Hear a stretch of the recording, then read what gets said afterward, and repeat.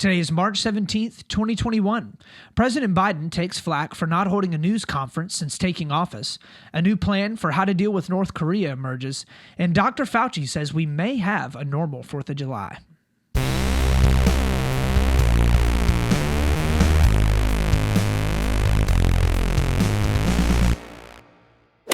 Welcome back, Split the Difference friends and Split the Difference family. We got another fantastic episode for you here on Split the Difference podcast, hosted by yours truly, Austin Taylor. We're looking at the left, we are looking at the right, and we are doing our best to split the difference and find that sweet, sweet truth that lies right there in the middle. If you are new to our podcast, welcome in. We are so glad to have you. Our goal here is to try and parse through a lot of the political divisiveness that we see in modern day politics here in America and try to find a middle ground wherever possible. We have our opinions, we hold them strongly, we hopefully have educated opinions, and we're okay with reaching across the aisle and having conversations with people because right now and in this day and age, that is something that we need more than absolutely anything. If you have not listened to the guest episode that I released yesterday with Charles McBride, please hop over and take a listen to that because that was a fantastic episode that we did. I mean, it was absolutely awesome. Great conversation. Really, really cool guy, and I think that y'all will absolutely enjoy it. I know that I enjoyed it a ton as well, so hopefully that's some content that you guys like, and we hopefully will continue to roll out great guest episodes just like that one. Many more in the future to come. So, with all of that having been said, let's go ahead and hop on into our first story of the day. Story number 1. So for our first story of the day, Biden hasn't held a news conference since taking office, and this has some people a little bit worried. So Biden has been in office for almost 60 days and has yet to hold a solo news conference for the purpose of laying out policy and allowing reporters the opportunity to ask questions about what is happening currently in his administration. He held his first primetime address last week to tout the progress that he has made on the coronavirus. However, this was actually the longest stretch of time, 7 weeks, that any president has gone without having a meeting with the media for over the last 100 years. So the White House has come out and said that it will hold a news conference specifically for the purpose of allowing reporters to ask him very, very pointed questions and for Biden to be able to answer them sometime before April, but they are yet to actually set a date for that. So the idea is probably here in the next couple of weeks to be able to hold that. Jen Psaki, the White House press secretary, defended Biden's actions in front of reporters last week for not having a news conference, saying that he has done many impromptu type meetings with reporters that allow him to ask questions about basically daily matters, and also that all of Biden's time has been spent very, very focused on the pandemic and the job that he has to get done right now. So he doesn't really have the time to be going out and talking with reporters all the time. Because, he's a really busy guy. He's the president of the United States. So he's actually starting to draw a little bit of criticism from the left as well about this. The Washington Post editorial board, which is notoriously left-leaning, came out and offered a condemnation of it this current week, saying that it is, quote, past time that Biden hold a news conference. So historically, news and press conferences have basically been used as a means by which for the president to promote and also communicate their agenda to the broader American audience and also to the world as well. It gives the American public an opportunity to kind of see what is happening, ask some questions through, I guess, the reporters that are there. And then one of the great things about news in America is that for the most part, it's completely free, okay? The freedom allows for coverage from all different political points of view and really is crucial in a lot of ways for holding presidential administrations accountable for the policy that they are implementing. Without a certain level of insight, for the most part, Americans are somewhat flying blind, okay? And that's what a lot of these larger news agencies are coming out and saying. Listen, President Biden, we want to be able to sit down and ask you pointed questions because we want to know what is going on within your administration because the American people deserve to know. And in those news and media's defense, right, which normally I don't go to the defense of a lot of the media in the United States because I think it's incredibly partisan for the most part, but in their defense, right, that is how a lot of Americans actually receive a good portion of their news, is through a large majority of these reporters that go in and write on and send out stories to the broader American audience. So what does the left and right have to say? So the left is only just now kind of getting started on becoming critical of this, which is very interesting, actually, because they were highly critical of Trump's sporadic ways of getting out news. Trump did not very regularly hold any type of scheduled news conferences, especially not one where he is standing up at a podium and allowing reporters to kind of just pelt him with question after question. Most of the times, it just turned into a shouting match, or basically him just shutting down more left-leaning news outlets because he didn't really like their coverage. There were plenty of times where Donald Trump was standing up on a podium at a news conference when he did have them, and somebody from CNN or somebody from MSNBC or another more left-leaning news outlet would ask him a question, and he would just immediately shut them down or not answer their question well. And for the most part, a lot of the media was very frustrated with that, because they were like, listen, you're not actually getting us any of the answers that we feel like we need in order to be able to provide a thoughtful analysis of your administration. However, now it almost appears like they're kind of starting to miss that because at least they had stuff to report on. During the Trump presidency, even though his news conferences were pretty sporadic and sometimes few and far between, he at least was having them, and they could at least go and ask him questions and then, of course, crap on him on the airwaves afterwards with whatever it is that he said. It didn't really matter what he said.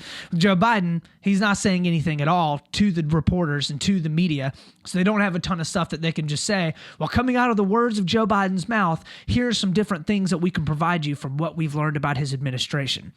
So the right, on the other hand, doesn't like it because they just don't have nearly as much coverage as they would like either, okay?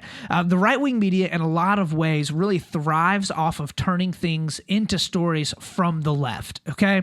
Much of the reporting that you see on the various right-wing media sites is driven by taking something that happened to someone on the left and turning it into a gigantic story, especially with culture war stuff that the right absolutely thrives on, okay? Nothing gets the right side of the aisle riled up more and all the culture war stuff. They absolutely eat it up because the right, in a lot of ways, even though they say that the left started the culture wars, the right that's what gets all of the clicks. That's what drives the most content, is being able to say stuff that is incredibly inflammatory and get all of their viewership really riled up about all the crazy leftists out there, right?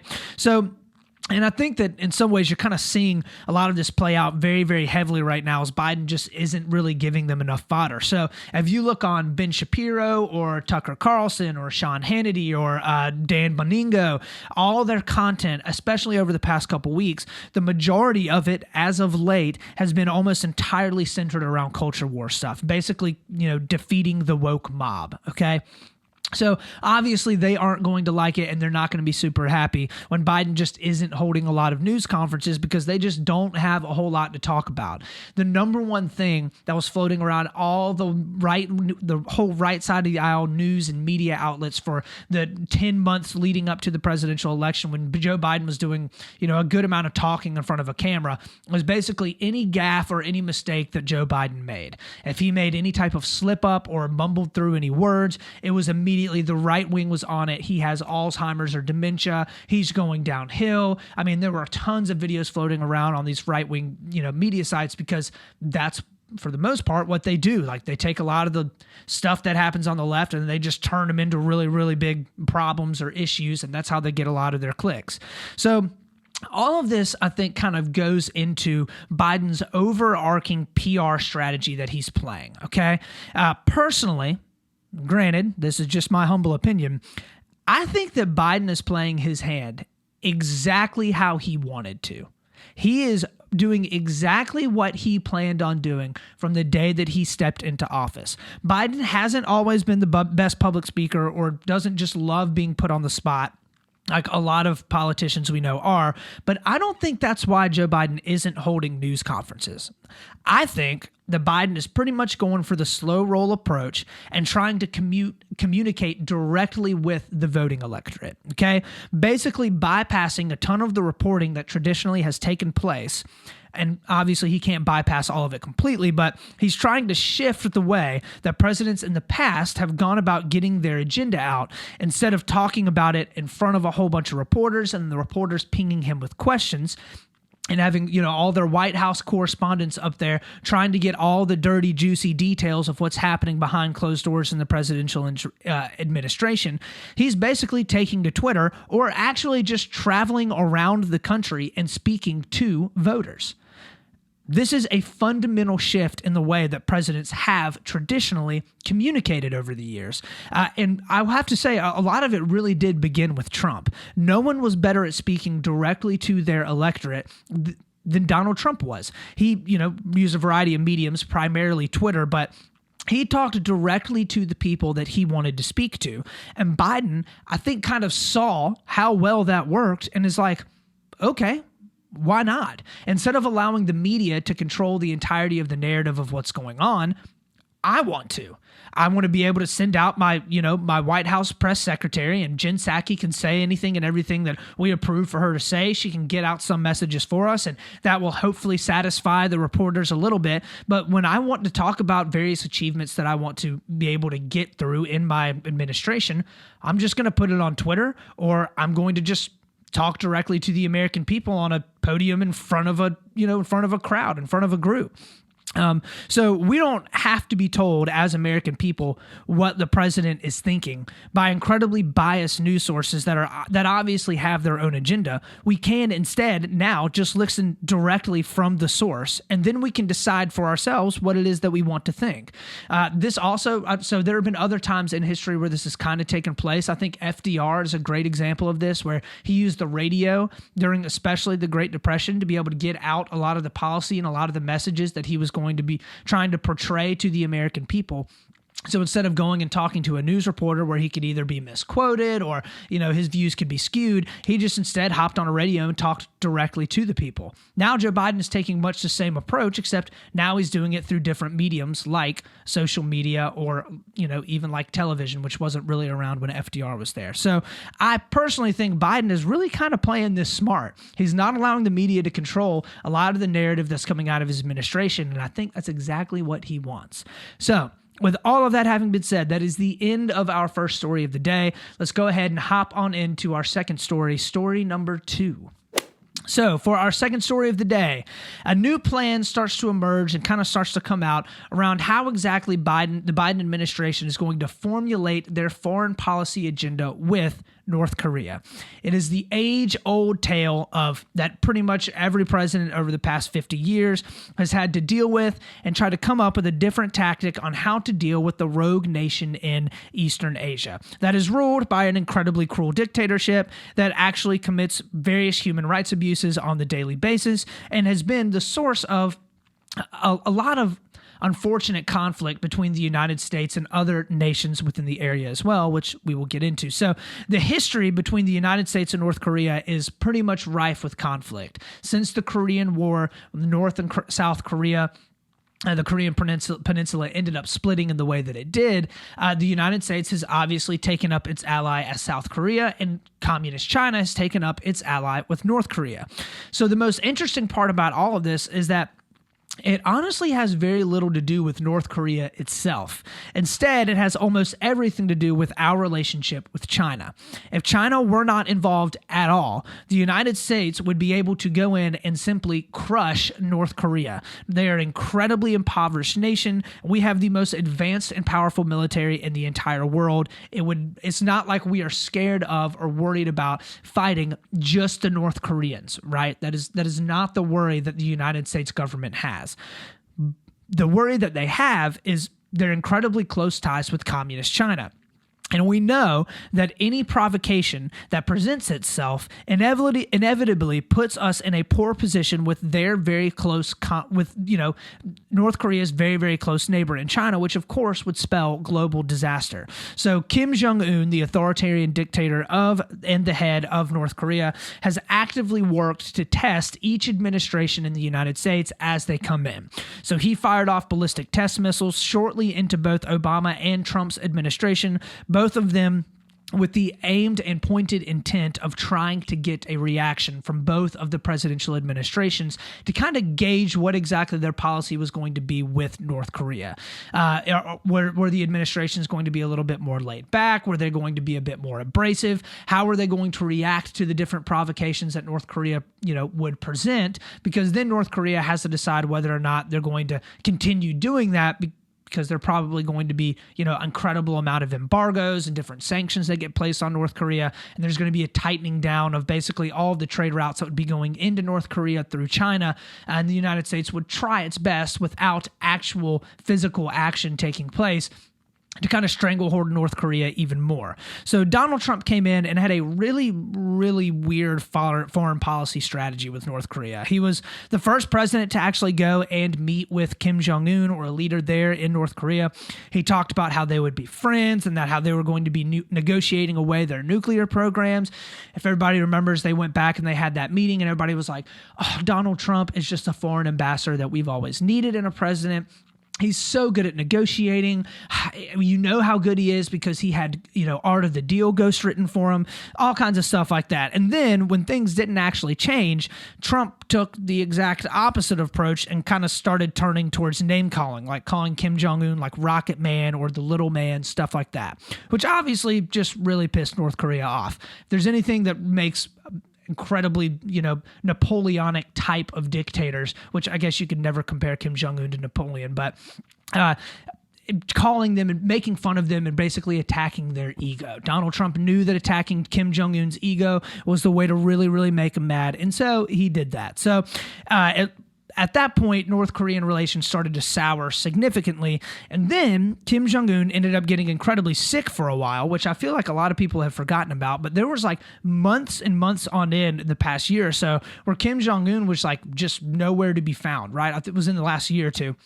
And he was just totally out of the limelight. Nobody knew what was happening to him. They knew that he was sick. There were a bunch of rumors floating around that he would be dying, and his sister started to take a bigger role, and things kind of started to quiet down a ton. Nobody's really heard anything about North Korea. So Biden is taking the polar opposite approach of Donald Trump, which is just exactly how we should expect. So last month, the Justice Department indicted 3 North Koreans on cyber theft charges. And afterwards, one of the assistant attorneys general said that they were, quote, a criminal syndicate with a flag. This caused a couple of Joe Biden's national security advisors to get very, very upset. I believe the word that was used by NBC was bristle. So this rhetoric was basically in conflict with how the administration had chosen to communicate about and to North Korea. They decided to use a, quote, toned down rhetoric so as not to antagonize Pyongyang. Their approach has basically been to not rock the boat while they totally iron out how they're going to deal with the problem of, the country and the different missiles that they could be accumulating, and of course the nuclear testing facilities that they're trying to grow as well. This is namely because the Biden administration hasn't really had to publicly address any issue with North Korea yet, and the review of the policy is not supposed to be complete and totally done and ironed out until the end of April or early May, according to administration officials. So I basically want to keep things going smoothly so as not to unsettle things before North Korea comes out and does something crazy and then they have to do something. So basically let's just sit back and hope that things don't pop off, because that would not be good. Unfortunately, this is something that I think may end up coming to a head during Biden's presidency. And the reason why I say this is because through the Trump administration, our relationship with China has soured an incredible amount, okay? Especially with the amount of tariffs that Trump placed on China, with the amount, I think, of vigor that Trump's base really, really couldn't stand China. Trump calling the coronavirus the China virus obviously didn't help a whole lot either. And there will have to be some serious diplomatic outreach in and coming out of Biden's administration in order to kind of keep things under lock and key with China. And if relationships with China continue to go downhill, and then North Korea were to come out and do something drastic or launch a missile towards the United States or try to hit Hawaii or something like that, it could be, absolutely a cause of global concern. So at that point, the United States would then be in the position of actively and maybe even physically rebuking North Korea and angering China in a huge way, which would not be good because we've seen the amount that China has militarized over the past couple of years in response to the United States, ever-present military throughout the entire world. The United States China has started to move into the South China Sea. They are building up and bolstering their military, in gigantic ways, and have been, especially over the past decade. And so it looks like China's kind of starting to grow their military in a way that they'd be able to deal with the conflict in the United States should that occasion actually arise. And then it would take North Korea coming through and doing something really, really dumb that would end up setting off a gigantic problem in the world, which nobody really wants to happen. So that is definitely a story, and that's a thing that we, should be monitoring closely over this upcoming year. And hopefully nothing terrible happens coming out of North Korea. Hopefully also Joe Biden steps forward and actually puts together a decent policy as to how to deal with it as well. So with all of that having been said, that is the end of our second story of the day. Let's go ahead and hop into our third story and last story, story number 3. So for our third story of the day, the 4th of July may be normal again. So 4th of July is now the milestone that has been set for having things somewhat back to what we would always, or what we previously would have considered normal, which, thank the Lord, because if I have to spend another 4th of July not pounding import beers and eating bratwurst in my bathing suit made in Vietnam with my sunglasses made in China atop a boat manufactured in Mexico on a lake that I got to in my Toyota 4Runner, I am going to lose my marbles. So Biden got up and touted his success with ending the pandemic and getting vaccines out over the past week or so, and we're going to hop in real quick and listen through Joe Biden actually addressing the nation in this I think it was a couple days ago. So let's hop in and listen now. When I came into office, you may recall, I set a goal that many of you said was kind of way over the top. I said I intended to get 100 million shots in people's arms in my first 100 days in office. Tonight, I can say we're not only going to meet that goal, we're going to beat that goal, because we've actually on track to reach this goal of 100 million shots in arms on my 60th day in office. No other country in the world has done this. None. I promise I will do everything in my power. I will not relent until we beat this virus. But I need you, the American people. I need you. I need every American to do their part. And that's not hyperbole. I need you. I need you to get vaccinated when it's your turn and when you can find an opportunity.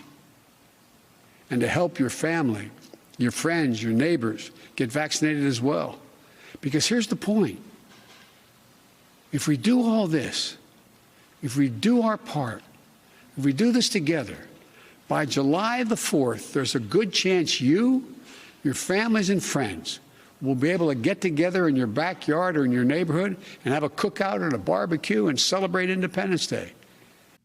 Okay. Cookout, barbecue, celebrate Independence Day. So Dr. Fauci went on Morning Joe, which is an MSNBC broadcast, when asked by co-host Willie Geist about whether or not we'd be able to have larger gatherings around 4th of July. Dr. Fauci said, quote, that's entirely conceivable and possible.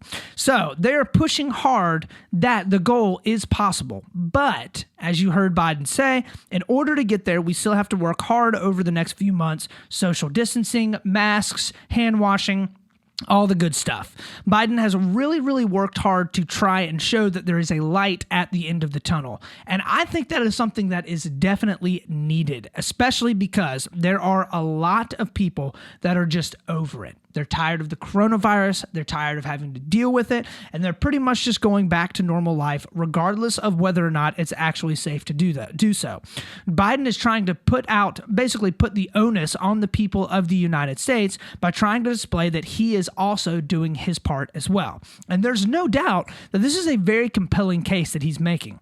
You can't deny the fact that when Biden said that he was going to have 100 million people vaccinated within his first 100 days, pretty much everyone scoffed at it. I admittedly was very, very skeptical about whether or not this is something that could be done, especially because upon entering office, only about 1/4 of that goal had actually been completed in an almost equivalent amount of time.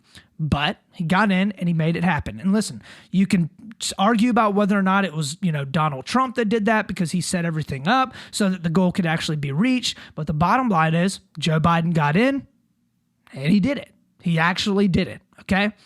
So all joking aside, it really does look like this pandemic is starting to dwindle down and will be dwindled down over the next few months. At this point, there are over 2 million people a day that are getting the vaccine. There are multiple vaccines being distributed, and the good part is, as more people are getting it and not growing a lizard tail or any kind of crazy stuff that they were worried would happen, more people are becoming more comfortable with actually getting the vaccine.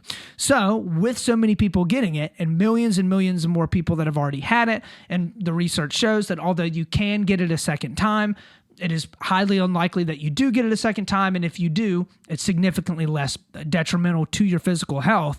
It really does look like herd immunity is actually a possibility. So if we look back to around December and January, we got up over 300,000 new cases a day in the United States. Right now, we're looking at around 40 to 50,000 per day, which is a huge difference in the number of new cases. And daily deaths have also dropped precipitously as well.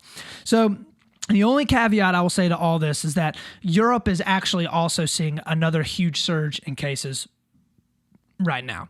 And that's not a good thing. So over the past year or so, we've actually seen that Europe is normally about 2 or so weeks ahead of what ends up happening in the United States. Almost every time that there's been a huge surge or there's been a huge decline, Europe has always outpaced the United States. Europe, the continent, has outpaced the United States by about 2 to 3 weeks.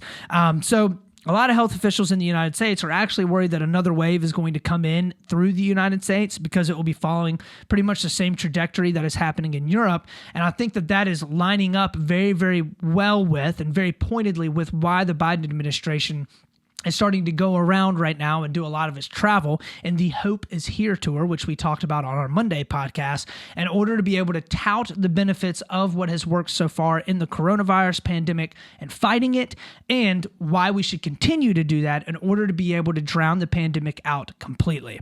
So hopefully all of that actually happens, because that would obviously be incredibly beneficial. I would love to be able to go out and hang out with some friends and family on the 4th of July and have a great time. Obviously, I think that mask wearing and social distancing is going to be a norm for a little while longer, whether we like it or not.